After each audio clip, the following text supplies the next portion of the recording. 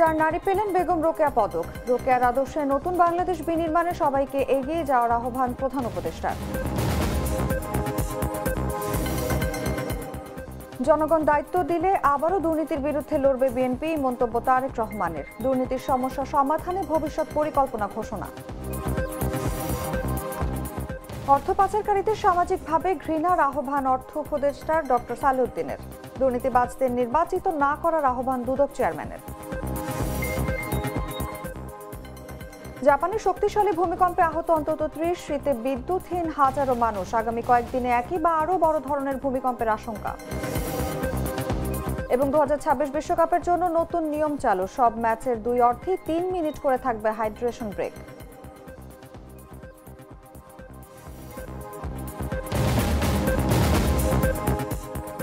এতক্ষণ শুনছিলেন সংবাদ শিরোনাম। দর্শক আমন্ত্রণ দুপুর 1টা সংবাদে। সঙ্গে আছি আমি অনুভা বিশ্বাস। সাধারণ খাবার এখন হবে অসাধারণ। প্রাণ স্বাদের মশলা, স্বাদ বাড়ায়, ঘ্রাণ ছড়ায়। চলে যাচ্ছি পুরো খবরে। প্রতিবারের মতো এবারও নারী শিক্ষা, নারী অধিকার, মানবাধিকার ও নারী জাগরণে বিশেষ অবদানের স্বীকৃতি হিসেবে 4 বিশিষ্ট নারীকে রোকেয়া পদক তুলে দিয়েছেন অন্তর্বর্তী সরকারের প্রধান উপদেষ্টা অধ্যাপক ডক্টর মোহাম্মদ ইউনূস। মঙ্গলবার রাজধানীর ওসমানী স্মৃতি মিলনায়তনে আয়োজিত অনুষ্ঠানে 4 জনের হাতে রোকেয়া পদক তুলে দেন তিনি। এ সময় রোকেয়ার আদর্শ অনুসরণ করে নতুন বাংলাদেশ বিনির্মাণে সবাইকে এগিয়ে যাওয়ার আহ্বান জানান প্রধান উপদেষ্টা। তিনি বলেন, বেগম রোকেয়া সমাজ বিনির্মাণের পাথেয়।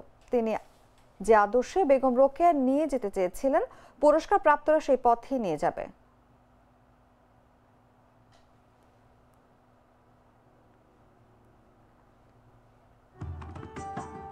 সারা জাতি এই অভিনন্দনের শরীক হবে।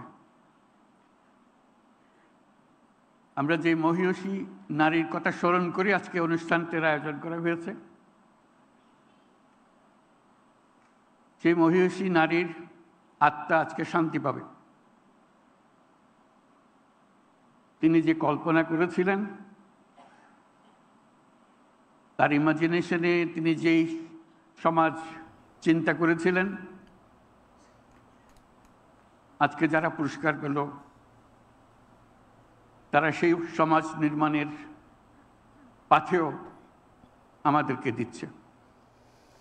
জনগণ দায়িত্ব দিলে আবারও দুর্নীতির বিরুদ্ধে লড়াইয়ে বিএনপি নেতৃত্ব দিতে প্রস্তুত বলে মন্তব্য করেছেন বিএনপির ভারপ্রাপ্ত চেয়ারম্যান তারেক রহমান।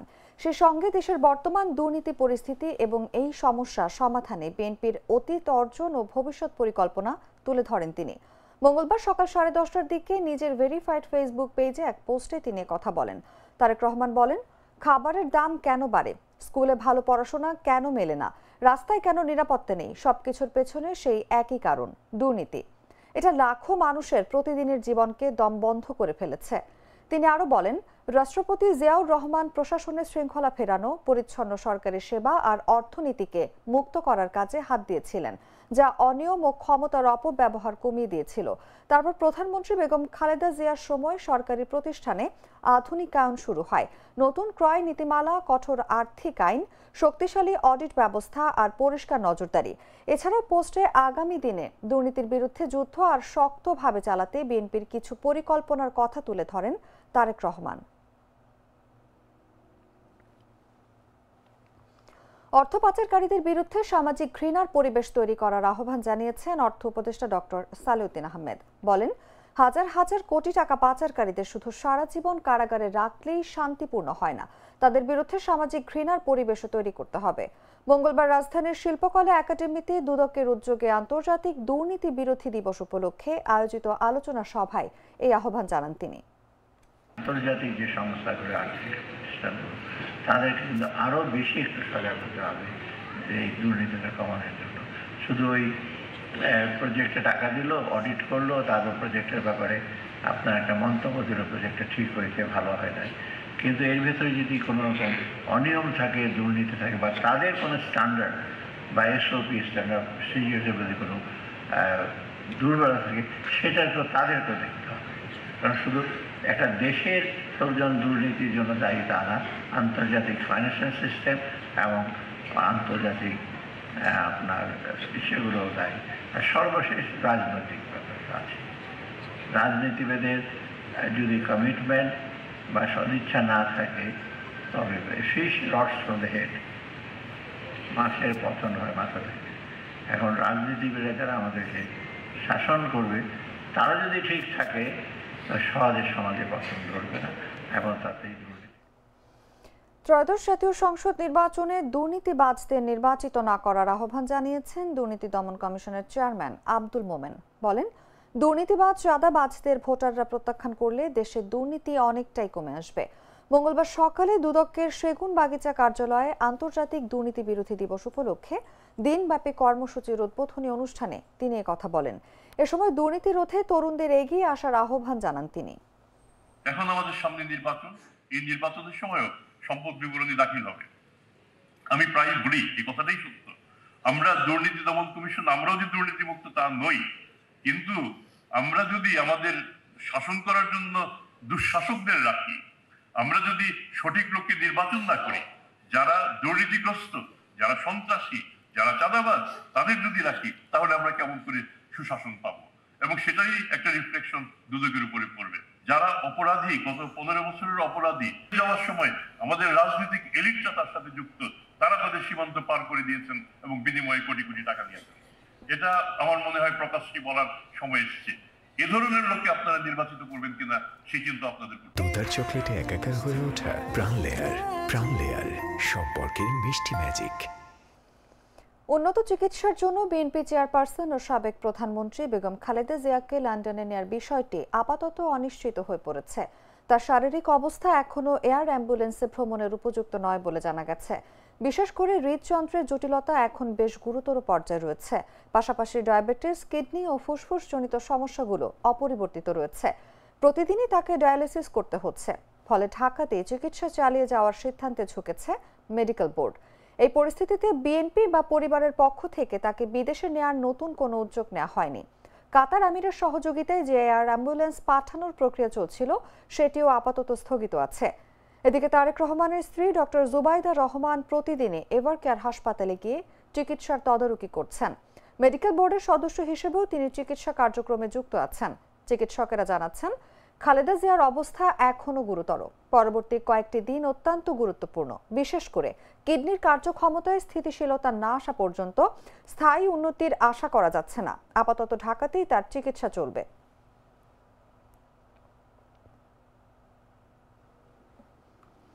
খালেদা জিয়ার শারীরিক অবস্থার সবশেষ তথ্য জানাতে এই মুহূর্তে রাজধানীর এভারকেয়ার হাসপাতালে আছেন সহকর্মী আব্দুল্লাহ আল কাউসার। সরাসরি চলে যাচ্ছি তার কাছে। দীর্ঘদিন ধরে ভর্তি আছে বেগম খালেদা জিয়া এই এভারকেয়ার হাসপাতালে। আজকে কিন্তু বেগম খালেদা জিয়াকে যে এয়ার অ্যাম্বুলেন্সটি আসার কথা ছিল, সেই এয়ার অ্যাম্বুলেন্সটি আপাতত স্থগিত করা হয়েছে। সেই এয়ার অ্যাম্বুলেন্সটি আসছে না, তবে তার যে চিকিৎসা, সেই চিকিৎসা এই এভারকেয়ার হাসপাতালে চলমান থাকবে আপাতত। আপনারা জানেন যে দীর্ঘদিন ধরেই লন্ডনে উন্নত চিকিৎসার জন্য বেগম খালেদা জিয়াকে নিয়ে যাওয়ার যে বিষয়টি এসেছে, সেটি যে কাতারের তত্ত্বাবধানে যে জার্মানি থেকে এয়ার অ্যাম্বুলেন্সটি আসার কথা ছিল, সে এভিয়েশন গ্রুপ কিন্তু আবেদন করেছিল আজকে আসবে এবং বুধবারে লন্ডনে উন্নত চিকিৎসার জন্য বেগম খালেদা জিয়াকে নিয়ে যাওয়া হবে। তবে সেই বিষয়টি আপাতত বাতিল করা হয়েছে। সেই বিষয়টি নিশ্চিত করেছে বেসামরিক বিমান চলাচল কর্তৃপক্ষ বেবিচক। সেই বিষয়টি নিশ্চিত করেছে তারা। এবং পাশাপাশি বলে রাখি যে এখন পর্যন্ত তার যে বিদেশ নিয়ে যাওয়া এবং উন্নত চিকিৎসা, সেই বিষয়টি এখন পর্যন্ত বিএনপির তরফ থেকে কিন্তু এখন পর্যন্ত নিশ্চিত করা হয়নি। সে বিষয়টি গণমাধ্যমকে জানানো হয়নি। পাশাপাশি আমরা দেখেছি যে তারেক রহমানের স্ত্রী জুবাইদা রহমান কিন্তু প্রতিনিয়তই কিন্তু এই হাসপাতালে আসছে এবং বেগম খালেদা জিয়াকে দেখাশোনা থেকে শুরু করে যে বোর্ড মিটিং আছে সেখানে যুক্ত হচ্ছেন। সর্বশেষ তথ্য, এখন পর্যন্ত তার শারীরিক অবস্থা এবং মেডিকেল বোর্ডের সিদ্ধান্ত সমন্বয়ে কিন্তু একসাথে হয়নি, যার ফলে তিনি উন্নত চিকিৎসার জন্য যে লন্ডন যাওয়ার কথা সেটি আপাতত স্থগিত রয়েছে। এ ছিল রাজধানীর এভারকেয়ার হাসপাতাল থেকে। দর্শক, রাজধানীর এভারকেয়ার হাসপাতাল থেকে বিএনপি চেয়ারপারসন বেগম খালেদা জিয়ার শারীরিক অবস্থার সবশেষ তথ্য জানাচ্ছিলেন রিপোর্টার আব্দুল্লাহ আল কাউসার। চলে যাচ্ছে অন্যান্য সংবাদে। জুলাই গণঅভ্যুত্থানের শহীদ আবু সাইদ হত্যা মামলায় বেরোবি সাবেক ভিসি হাসিবুর রশিদ সহ ৩০ আসামির বিরুদ্ধে সাক্ষ্য দিচ্ছেন জাতীয় নাগরিক পার্টির দক্ষিণাঞ্চলের মুখ্য সংগঠক ও জুলাই আন্দোলনের অন্যতম সংগঠক হাসনাত আব্দুল্লাহ।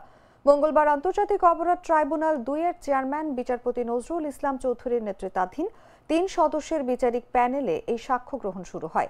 প্যানেলের অন্য ২ সদস্য হলেন অবসরপ্রাপ্ত জেলা ও দায়রা জজ মোহাম্মদ মঞ্জুরুল বাসিদ এবং জেলা ও দায়রা জজ নূর মোহাম্মদ শাহরিয়ার কবির। এর আগে ২১তম সাক্ষীর জবানবন্দি গ্রহণ করে ট্রাইব্যুনাল। প্রসিকিউশন বলছেন, হাসনাতের জবানবন্দির পর সাক্ষ্য দেবেন তদন্তকারী কর্মকর্তা। তদন্তকারী কর্মকর্তার জবানবন্দির পর মামলার সাক্ষ্য গ্রহণ অধ্যায় শেষ হবে। এই মামলায় ৩০ আসামির মধ্যে গ্রেফতার আছেন ৬ জন। তাদের হাজির করা হয়েছে ট্রাইব্যুনালে।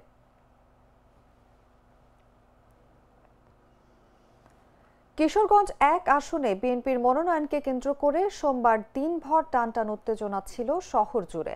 সকাল থেকে বিভিন্ন কর্মসূচির কারণে রাস্তাঘাটে ভিড় বাড়তে থাকে। এতে পুরো শহরের রাজনৈতিক আবহ ধীরে ধীরে সরগরম হয়ে ওঠে। সাধারণ মানুষও পরিস্থিতি নিয়ে বেশ উদ্বিগ্ন ছিল। দুপুরে শহরের স্টেশন রোডে মনোনয়ন বঞ্চিত ৫ জন নেতা যৌথ সংবাদ সম্মেলন করেন। তারা অভিযোগ করেন, মনোনয়ন বঞ্চনার সিদ্ধান্তে তৃণমূলে ক্ষোভ তৈরি হয়েছে। কেন্দ্রীয় সিদ্ধান্ত পুনর্বিবেচনার দাবিও জানান তারা। বিকেলে মনোনয়ন পাওয়া প্রার্থী মোহাম্মদ মাজহারুল ইসলামের নেতৃত্বে তার সমর্থকরা শহরে ধানের শীষের মিছিল বের করেন। রাতে আবার মাঠে নামেন মনোনয়ন বঞ্চিত প্রার্থী ও তাদের নেতাকর্মীরা। ক্ষোভ প্রকাশ করে তারা মশাল মিছিল করেন। মিছিলকে ঘিরে পক্ষে বিপক্ষে স্লোগান চলতে থাকায় রাতেও শহর উত্তপ্ত ছিল। তবে দিনভর এসব কর্মসূচির কারণে কিশোরগঞ্জের রাজনৈতিক পরিস্থিতি চাপে থাকলেও শেষ পর্যন্ত বড় ধরনের কোনো সংঘর্ষ হয়নি। শান্তিপূর্ণভাবে শেষ হয় দিন রাতের কর্মসূচি।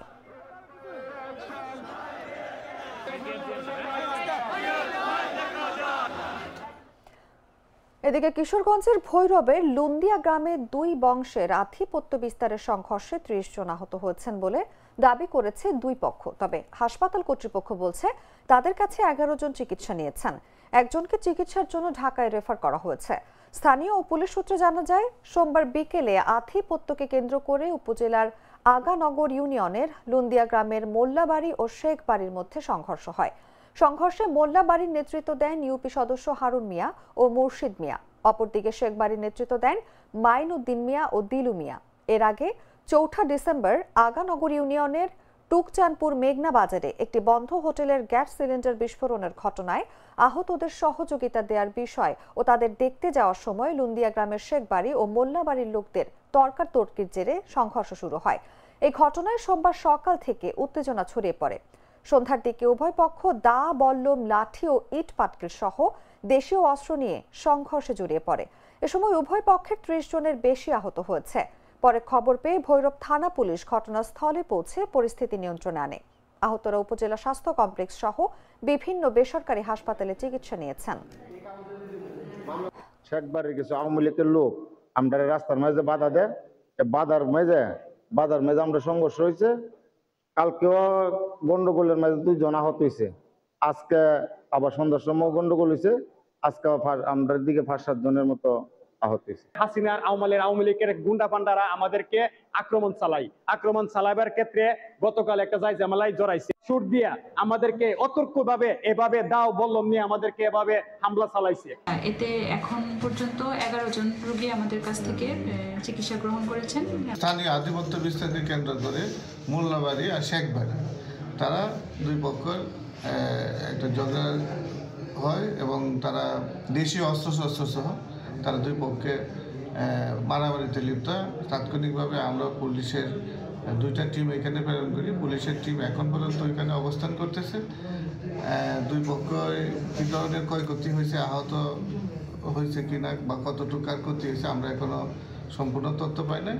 আমরা তারা অভিযোগ দিলে আমরা অভিযোগের ভিত্তিতে আমরা ব্যবস্থা নিব। স্বামীর ব্যবসায় লোকসানের পর সংসার যখন একেবারে বিপর্যস্ত, ঠিক তখনই হাল ধরেন নারায়ণগঞ্জের রুবি আক্তার। মুখে ওড়নার পর্দা, হাতে খাবারে ভরা ব্যাগ। টানা 8 বছর ধরে হেঁটে হেঁটে নিজের হাতে বানানো খাবার বিক্রি করে সংসারটাকে আবার দাঁড় করিয়েছেন তিনি। চিটাগাং রোডের দোকানিদের কাছে তিনি ভাবি নামে পরিচিত, কিন্তু অনেকেই তার নামটাও জানেন না। বিস্তারিত জাগো ডেস্ক রিপোর্টে। বোরকা পরিহিত এক নারী মুখে ওড়নার পর্দা, হাতে 2 ব্যাগ ভর্তি খাবার, দম ফেলার সুযোগ নেই। এভাবে প্রতিদিন ছুটে চলেন দোকান থেকে দোকানে। তিনি রুবি আক্তার। টানা 8 বছর ধরে হেঁটে হেঁটে বিক্রি করেন নিজ হাতে রান্না করা খাবার। একজন গার্মেন্টস ব্যবসায়ী স্বামীর আয়ই চলত সংসার, কিন্তু 2018 সালে ব্যবসায় বড় লোকসান। তারপর শেয়ার বাজারে সব হারিয়ে দেউলিয়া হয়ে পড়েন স্বপন আহমেদ। পরিবারে নেমে আসে অন্ধকার। ঠিক তখনই সংসারের হাল ধরেন রুবি। অভিজ্ঞতা না থাকলেও শুরু করেন খাবার রান্না ও বিক্রি। ধীরে ধীরে বাড়তে থাকে ক্রেতা। এখন প্রতিদিন দুপুরে অন্তত 50 বক্স খাবার এবং বিকেলে প্রায় 200 বক্স নাস্তা বিক্রি করেন তিনি। চিটাগাং রোডের কয়েকটি শপিং মলে নিয়মিত খাবার পৌঁছে দেন রুবি। তার রান্নার সুনাম চারদিকে। দাম কম, স্বাদ ভালো, ফলে চাহিদাও বেশি। ভাবির খাবার আমরা নিয়মিতই খাই মার্কেটে, তো লাঞ্চে তো যাওয়া হয় না। খাবার খুব ভালোই হয়, উনি নাকি বাসা থেকে আর কি তৈরি করে নিয়ে আসে, খুব ভালোই হয়। আমরা ভাবির খাওয়ানটা খাই, কেন ভাবি সবাই সন্ধ্যাবেলা নাস্তা খাই, আর নাস্তার কোয়ালিটি মান অনেক ভালো। তবে নিজের পর্দা রক্ষায় তিনি কঠোর। দোকানীদের কেউ তার চেহারাই দেখেননি, অনেকে তার প্রকৃত নামটাও জানেন না। সবার কাছে তিনি শুধু ভাবি। আর ভাবির এখনো চেহারা এখনো আজ পর্যন্ত দেখতে পারি নাই, কিন্তু খাবারের মান কোয়ালিটি ইনশাল্লাহ অনেক ভালো। আমার নাম হচ্ছে রুবি আক্তার। আমি মার্কেটে খাবার সেল দিই, চিটাগাং রোড মার্কেটে, কিন্তু সবাই আমাকে আমার এই নামে চিনে না, সবাই ভাবি হিসাবেই জানে। নিজের পরিশ্রমে সংসারে ফিরেছে সুখ শান্তি। স্বামী সন্তান নিয়ে এখন সময় কাটে দুশ্চিন্তা মুক্ত। রুবির গল্প প্রমাণ করে ইচ্ছা শক্তি আর পরিশ্রম থাকলে হাল ছেড়ে নয়, লড়াই করেই বদলে দেওয়া যায় নিজের ভবিষ্যৎ। নিউজ ডেস্ক, জাগো নিউজ।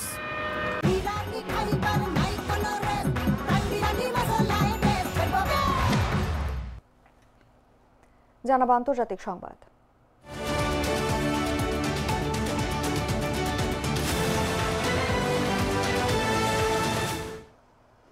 জাপানের উত্তরাঞ্চলীয় উপকূলে শক্তিশালী ভূমিকম্পে অন্তত 30 জন আহত হয়েছেন। তাছাড়া বিদ্যুৎ বিচ্ছিন্ন হয়ে পড়েন অন্তত 2000 বাড়ির হাজারো বাসিন্দা। মঙ্গলবার সকালে এসব তথ্য জানায় স্থানীয় কর্তৃপক্ষ। সোমবার স্থানীয় সময় রাত 11:15 আঘাত হানা 5.6 মাত্রার ভূমিকম্পে ধসে পড়ে সড়ক। অনেক বাড়ির জানালার কাঁচ ভেঙে যায়।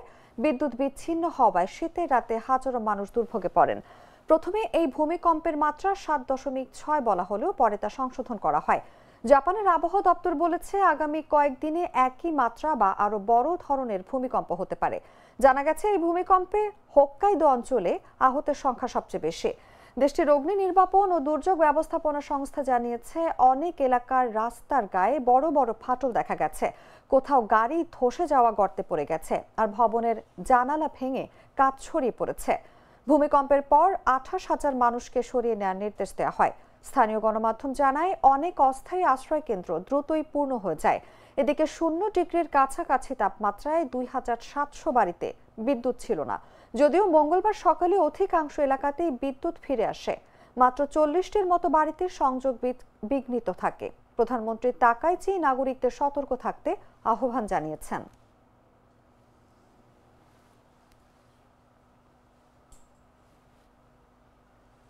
সংবাদ শেষ করব খেলার খবর জানিয়ে।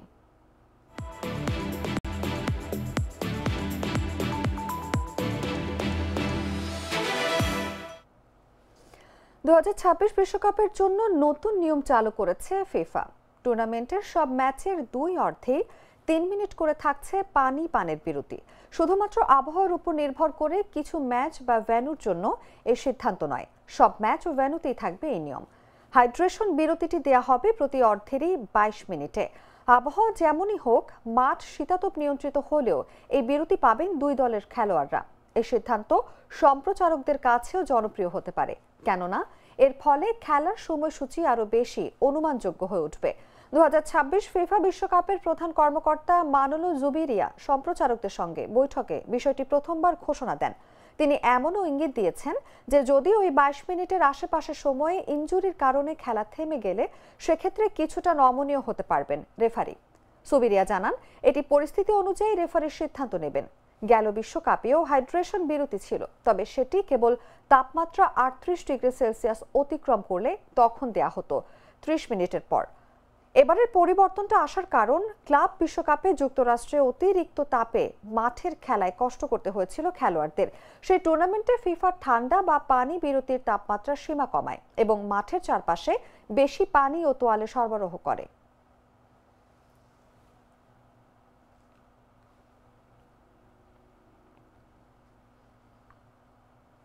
সংবাদ শেষ করার আগে শিরোনামগুলো জানিয়ে দিচ্ছি আরো একবার।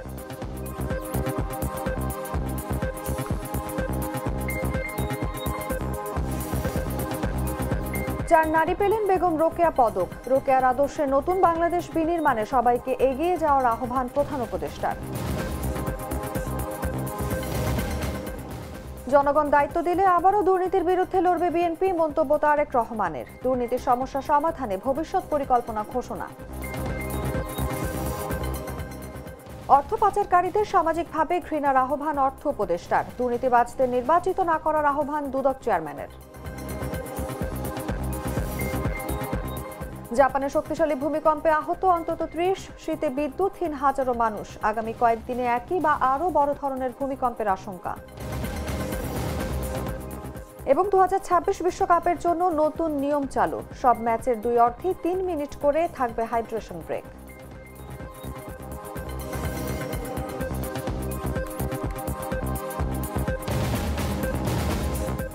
দর্শক, এই ছিল এখনকার মতো। এরপর দেখবেন দুপুর 3টার সংবাদ। প্রতি মুহূর্তে সর্বশেষ খবর জানতে ভিজিট করুন jagonews24.com। ফলো করুন আমাদের ভেরিফাইড ফেসবুক পেজ এবং সাবস্ক্রাইব করুন জাগো নিউজের ইউটিউব চ্যানেল। ধন্যবাদ সবাইকে।